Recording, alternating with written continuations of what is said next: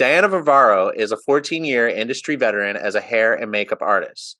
She has been an educator for 10 years and is now the director of the Paul Mitchell School in New York City. Today, we're going to hear from her what she sees as challenges she hears from students as they try to get started in their career. Welcome back to the Hairdresser Strong Show. I am your host, Robert Hughes, and today I am with Diana Varvaro. How are you doing today, Diana? Hi, I'm great. How are you? I'm good. Thank you so much. It's so good to have you on the show again, and I'm excited for this conversation. Me too. It's a pleasure to be back. I can't wait. I have Uh, so much good information to tell you today. yeah, I can't wait to hear. So, if you're listening or watching and you're not familiar with who Diana is, then definitely go back and check out her previous episodes and get to know her a little bit. I've also had a chance to visit this school where Diana teaches, and it was a great energy and great vibes, and so I'm really excited to hear what you have to say, and I'm also excited to hear how it compares to what I'm hearing from teachers in the schools nearby. So why don't we just get started by telling us you were talking about how you just did a career day. Why don't we start with that and then kind of go into any sort of challenges that young people are having. Okay. So, as one of the functions that I do as a school director, I get to also be the placement leader.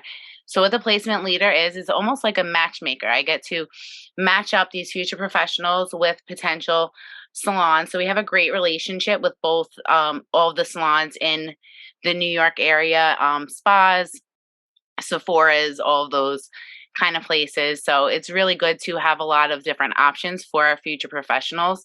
And then we get to just meet with each one, see what they're interested in, what kind of atmosphere. And I would say that one of the biggest things that they're looking for is a place that they're going to feel comfortable. So they're really looking for that like salon culture, a place that they're going to fit in, a place that they're going to feel like safe and welcome. So that's one of the biggest areas I would say is just having them feel comfortable in the salon that they're placed in, just to start off. And then, Okay, can I ask a question about that? So when we talk about a comfortable environment, what type of things have they come to you, and or have you heard that they're saying that was a place that wasn't like a good fit for them in terms of the culture or the environment? Something maybe a salon owner can think about and take inventory on and ask themselves like, hey, is that happening here? so I would say the biggest thing is the team and how once they're assisting stylists, a lot of them feel uncomfortable with the way that the stylist is interacting with them. So a lot of the newer generation of future professionals that we have, they're a little bit more sensitive. They definitely are looking to learn, but they want to be treated well. They want to feel valued at the same time. So I think there's a little bit of a disconnect between the salon owners themselves and then the stylists that are actually working hands on with the assistants. Oh, interesting. Okay. I haven't heard that yet. That's good. Okay. So is it that they're being like too bossy or rude or too fast paced? I have heard that one, a little too quick fast paced. What anything specific? So I think that maybe if salons worked closer with the people, the stylists that are actually going to be training them and have them, yes, be a little bit more patient, but also they have to educate them too. So the way that they want things done, how they want them to fold the foils or, when they need their bowls of color mixed, just to be a little bit more like direct with the directions, like with the expectations of what they need to do. And then just be a little bit kinder to them and have a little bit more patience as they're starting to learn and develop all of the systems that the salon has in place that they're now responsible to do. Okay, how about when you talk to salon owners and what type of complaints or worries or consideration or concerns have they expressed to you? about these young about this these rising stylists or future professionals?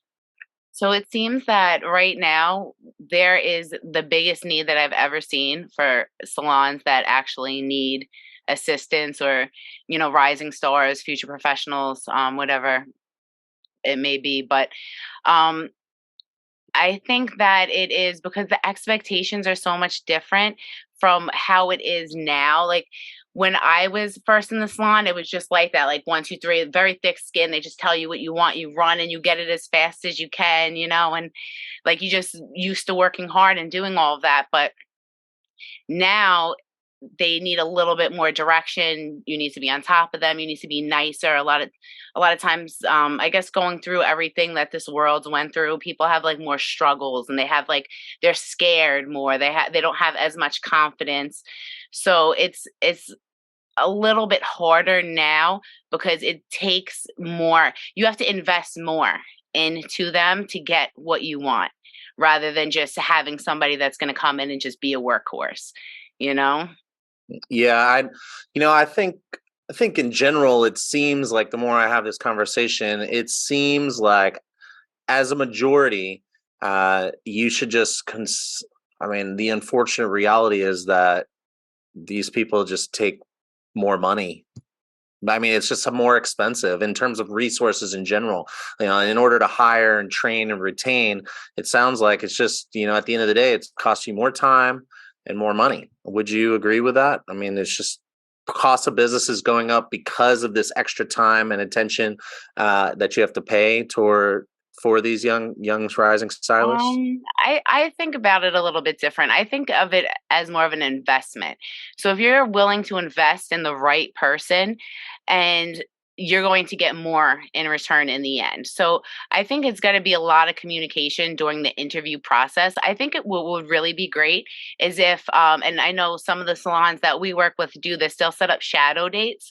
So the future professionals could go in and have a shadow. So it's almost like kind of like an audition. They just go in, they feel like if they could see themselves, vibe in the salon, get to know the people, feel more comfortable in the atmosphere, and you could just invite them in. So even before you interview, it doesn't really have to cost you anything because you're just, letting them, you're investing in them. They're going to get some free education. They're going to get to feel like how the salon feels with you there.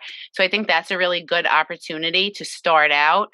And then once you have them in and they're shadowing and you feel comfortable with them and they feel comfortable with you, just having more of a conversation about exactly what you would expect from them, what your training system is going to be like. They definitely are really into continuing education. That's one of the biggest things too, that they said that they're looking for is a place that's going to can help them to continue to learn. Also, definitely like coaching and constructive criticism. Let them know what they need to do or what they could be better at, but just like more in a nicer, kinder way. So I think a lot of times in the salon, we get busy and we may not have patience, and you're just like whatever you need, you just want it right that second. So I think we just had to kind of like slow down a little bit, and then once they get used to it, they'll be comfortable and they'll be quicker. It's just I feel like it's a little bit scary for them, so they're unsure in the beginning. But if you really take the time to invest in them, I think that's really what they're looking for. They're looking to be like seen and heard, and like they want to feel safe and they want to feel valued as an employee. I one of the concerns that some salon owners have brought up is that they are finding more and more young people, more and more rising stylists, people coming out of school. They're not as interested in like being an apprentice and doing much of a training situation. However, and I feel like I've talked about this so much. Like once you figure that out, once you figure out like, maybe your training process needs to be tweaked. So maybe there's an adjustment there. Maybe it's a communication thing. Maybe the training program doesn't have to be changed at all. Maybe it's just how you're approaching and communicating, which I feel like I hear you touching a lot on here is like when it comes down to the delivery sometimes. But one of the in spite of all that, one of the concerns is in complaints is that they don't stay long enough to get a return on their investment. Do you Mm. have any thought on that? They kind of come, get the training, get a few clients, not enough to where they've executed enough services to where you really got a return on all that investment. Do you have anything thoughts on that? So I know like some of the future professionals will, before they find the place that they really like, they may go through one or two other salons and kind of realize like feel like they don't fit there, and then they find the place that they do fit in. That's why I think, the shadowing and all that ahead of time also kind of helps. But also I think that they just need to have a little bit more motivation. Like everybody's motivated somehow. So I know we need to really motivate them to want to succeed. And sometimes that could be a little bit harder. Like you said, people want instant gratification. Like they want to go in and they just want to start, doing hair, and they don't want to assist. But when you show them the value in it and you give them a game plan and you let them know, like, okay, you're going to assist for this long. So I know a lot of salons have actually been shortening the assistant program because people would get tired of assisting for a year or, even in 2 years, and they want to be behind the chair. So it's like they really want to go out there and they just want, like you said, they just want to get their hands dirty and they just want to start like doing hair like they've been doing it forever, like they see people like us have been doing. So they're definitely, very anxious to do that. But what I think too is maybe allow them to have one day out of the week where they bring in their own people. So this way they're also advertising for you and you're not just, feeding them clients and you're not sure if they're going to do a good job. Let them show you, let them bring in models, their parents, their friends, and do blowouts, haircuts. Like start with little things. And then once you see, okay, they're really great at blowouts, allow them to then do that. So this way they can kind of still assist, but then still be able to have clients and kind of see those results and be proud of themselves, like, oh wow, I'm really behind the chair. And I think that may help to motivate them. Also different things like prizes for maybe for, if they selling take home or rebooking or just like any like different ways that you could motivate them to like just keep them excited.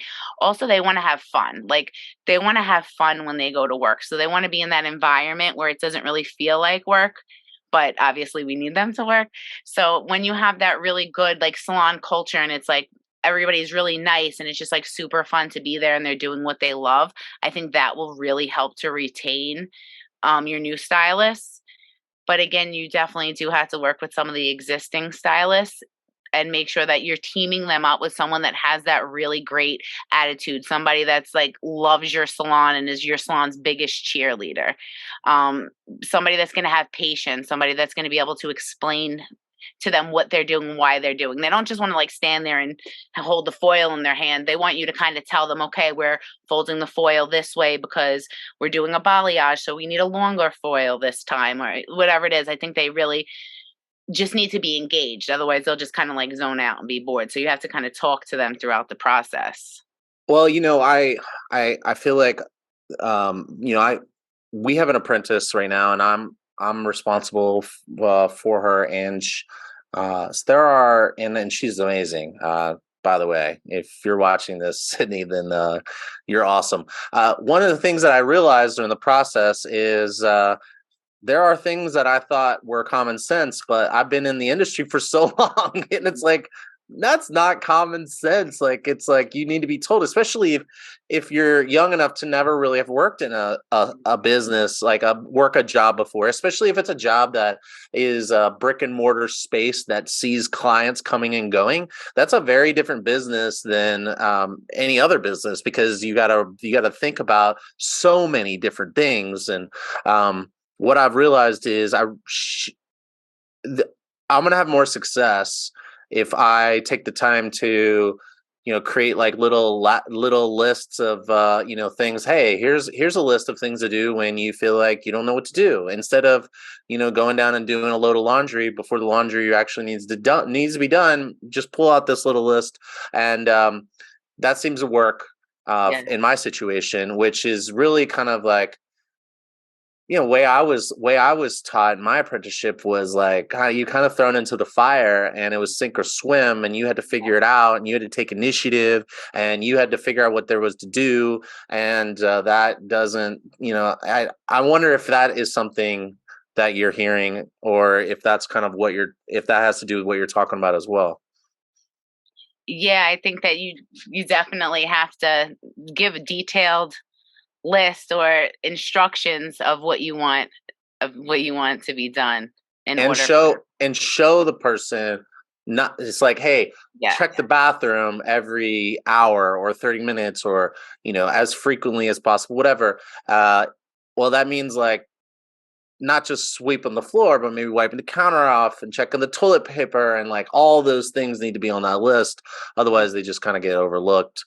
um is there anything else that comes to mind, other than making sure that the vibe is good with between these rising stylists and the owner, but also the other people that are at the salon and anybody that's responsible for them? Is there anything else that comes to mind?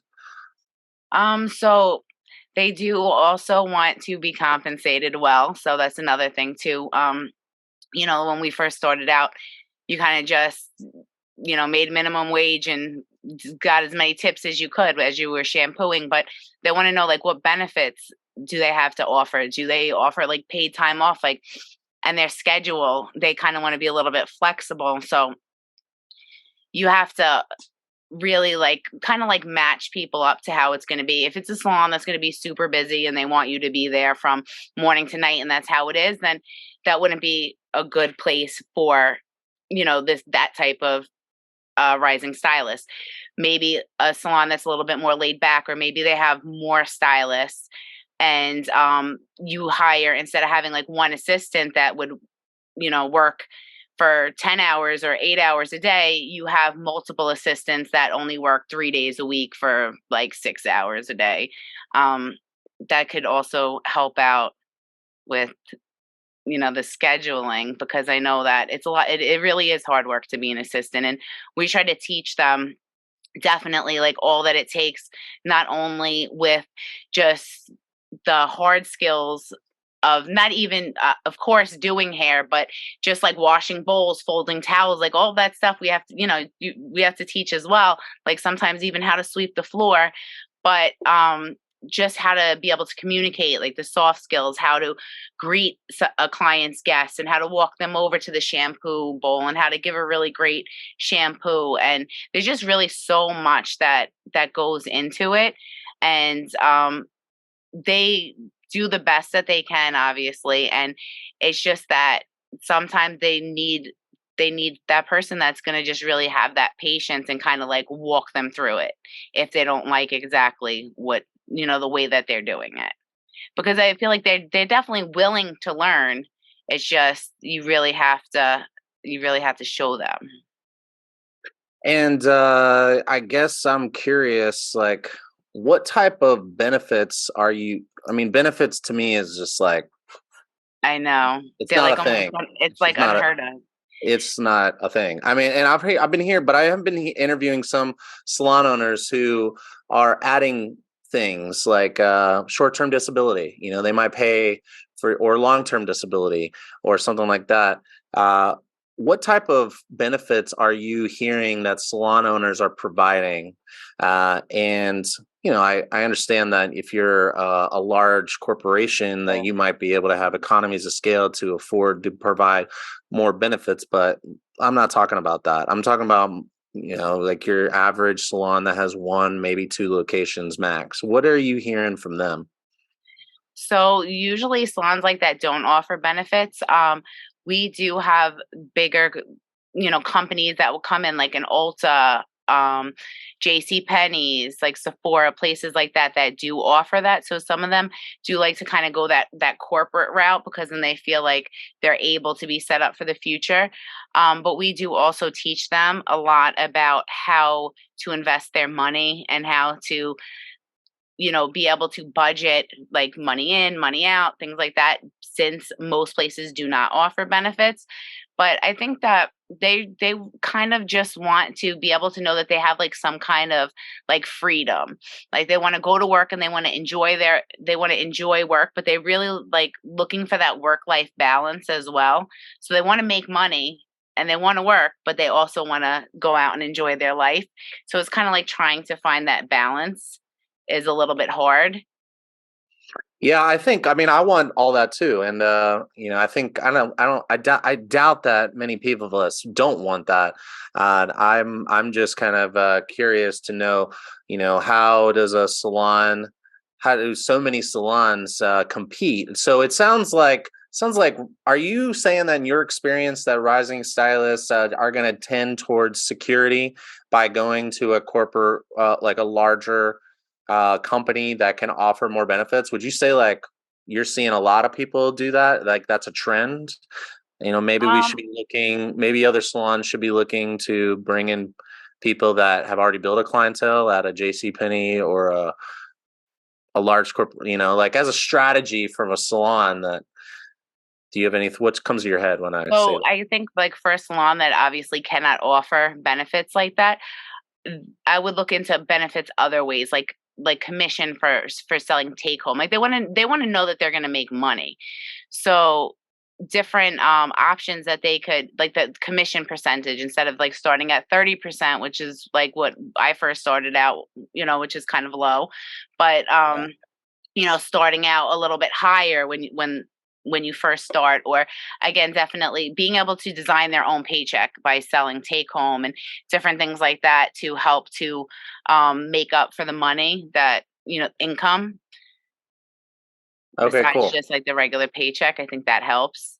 Knowing that if they want to take a vacation or take time off, that they're allowed to do that. I feel like they just want to feel like they have some kind of freedom, like that they're not like married to you forever. That's why I think they kind of leave, because that's what happens is when they feel uncomfortable, they're done. Like if they feel scared, they can't learn anymore. You know what I mean? They just like shut down and they just want to like they just disappear. Like they don't a lot of times don't even feel comfortable being able to have that conversation about quitting and why they don't want to continue to work there. They just won't show up for work.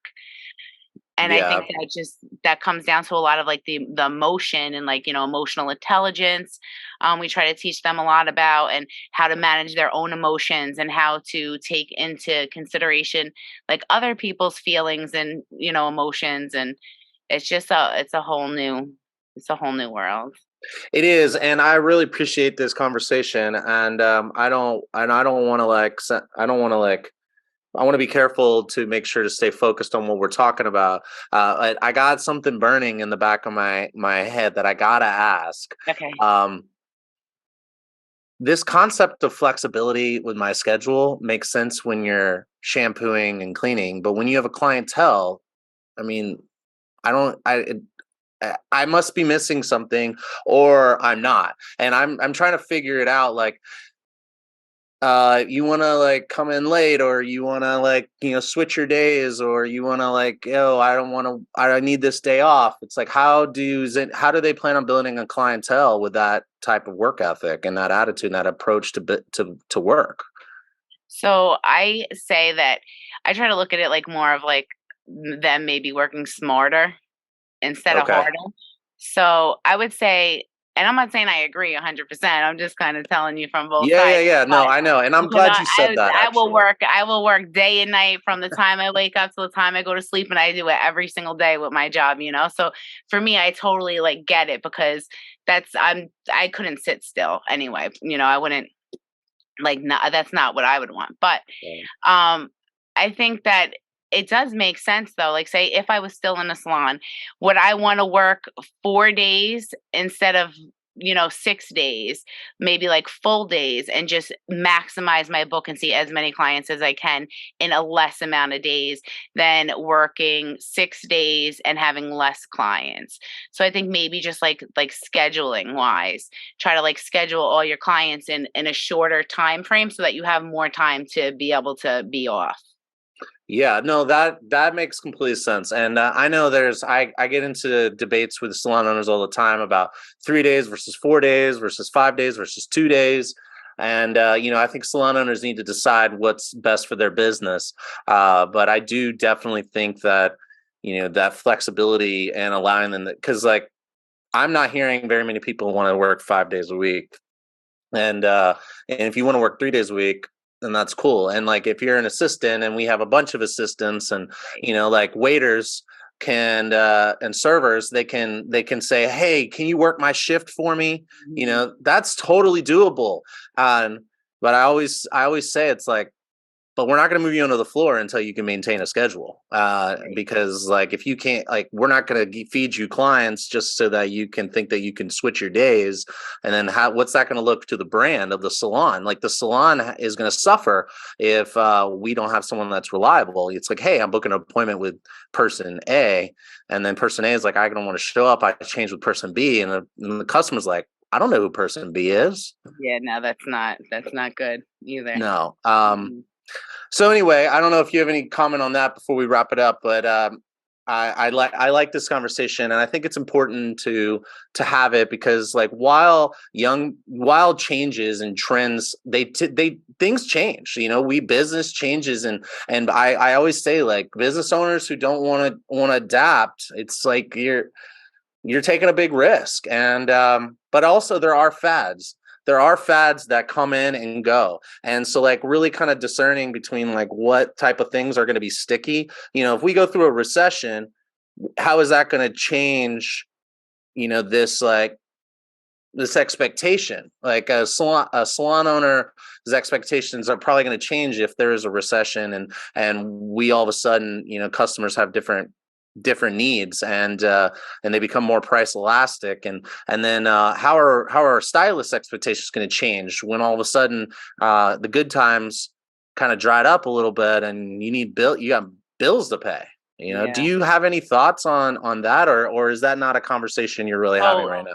to be super honest with you, all the prices obviously, as you know, went up. And even in the schools, like the cost of our products go up. So as the products go up, we have to increase our prices. And a lot of times people, when they're coming to a school, actually they used to complain more about the price and it's lower than a salon.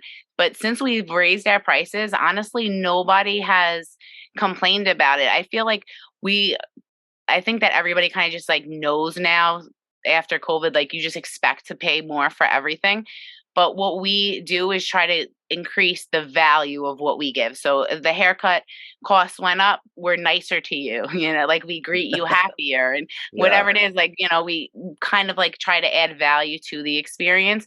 So to be honest, I know that everything really has went up, but we really have not had any complaints. And even when we upgrade the tickets, and we have to go through like what the prices are, most people don't even care about the price anymore, which is crazy. I mean, that's awesome, but it was it's a little unexpected because in the past people would, but I think it's just now expected that they're every no matter what you want, it costs more, and people are just paying it. Yeah. And have you heard any salon owners being worried about this, or any of your students worried about it, or is this not really a? Because I know some people aren't No. talking about it, and some people are.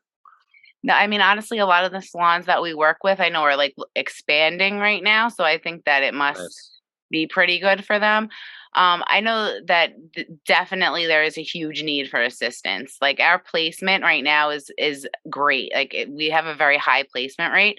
In the past, it was a little bit more maybe difficult, but now I have more salons looking to hire future professionals than I have like future professionals to That's amazing. place into the job.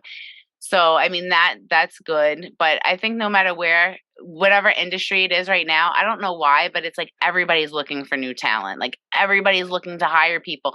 Like you said, waitresses, waiters, like no matter what the industry is, if you need a job, like right now is your time because there's so many jobs available. I don't know if maybe because what happened with COVID and people got used to staying home, maybe that's why there's such a big void there right now. I don't know how, people just afford to stay home all the time or why they would want to and, be bored. But I mean, now's a really great time to get into the industry if you're not. already in there because there's so many opportunities. There's literally opportunities everywhere right now. I'm really happy to hear that. I can turn into a worrier, and so when I hear the stuff in the news about what's coming, what hasn't come yet, and Mhm. so I'm glad to hear that people are focused on expanding and they're not kind of being gripped by fear. Cool. Well, I think this was a great conversation. I feel like we hit a lot of different points. I'd love to kind of have you back and Okay. talk about what we can all do to like what can we do to help bridge some of these expectation gaps. I feel like conversations like this are really important, and I hope that they're reaching people, and because like business owners, they're wondering like why am I having so much trouble with communicating with these young people. And I think a big part of it is that that people aren't as engaged and active and with their community and in the Yeah. schools. But like that's Thank just my you. perspective. I'd like to hear more of what yours is on that. But why don't we save that for the next conversation? Okay, sounds good. All right. All right. Well, thank you so much for coming on and sharing your perspective. And I feel like it's so valuable to get people like yourself who are use such a good vantage point of what the future is looking at. We even if 10% of what you're seeing becomes cemented into our future, which I think it's a lot more. I think there's big changes happening. So I think it's really valuable to get you on and hear your perspective. So thanks so much for coming on the show. Thank you. All right. I'll talk to you later. Okay. Bye bye. All right. Bye.